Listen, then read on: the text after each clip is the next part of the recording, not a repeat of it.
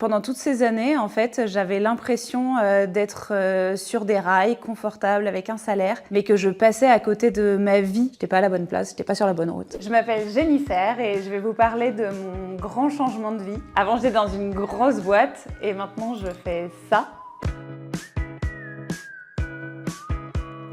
Mon ancienne vie, c'était je me lève le matin, j'arrive dans un open space, j'allume mon ordi, je regarde mes mails. Pendant plus de 8 ans, j'ai bossé dans l'industrie de la santé dans des grosses boîtes. Ce qui me motivait, c'était de me dire « Ok, t'es payé à la fin du mois ». Et un jour, en rentrant de vacances, j'ai dit que je partais. Et j'étais portée par cette énergie. Je veux écrire des livres pour enfants, je veux écrire des livres pour enfants utiles qui transmettent des choses. Écrire un livre pour les enfants et un livre pour les adultes, c'est pas du tout la même chose. Les enfants sont vraiment dans l'univers imaginaire jusqu'à un certain âge. Il y a pas mal de métaphores en fait. Donc par exemple, pour parler des chemins de la pensée et de tout ce qui est possible, on utilise une forêt avec plein de chemins différents.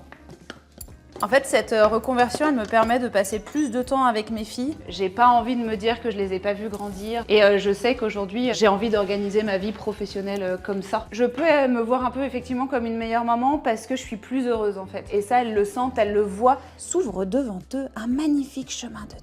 Ça c'est Romane qui a écrit. Même si j'ai peur de réciter ma poésie, je me parle avec douceur. Et le deuxième livre, c'est sur le fait de se parler avec douceur. Et elle me dit, bah regarde, je me suis écrit ça à l'école.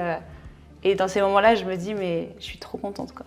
Ça a tellement de sens, ça me fait trop plaisir. Et là, je suis fière de moi. Et ça, c'est une phrase que je ne savais pas dire avant. Il y a des jours qui sont plus difficiles que d'autres.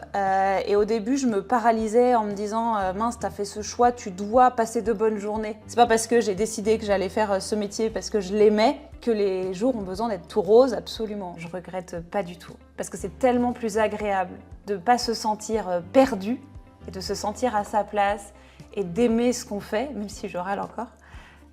C'est trop bien, je suis trop contente.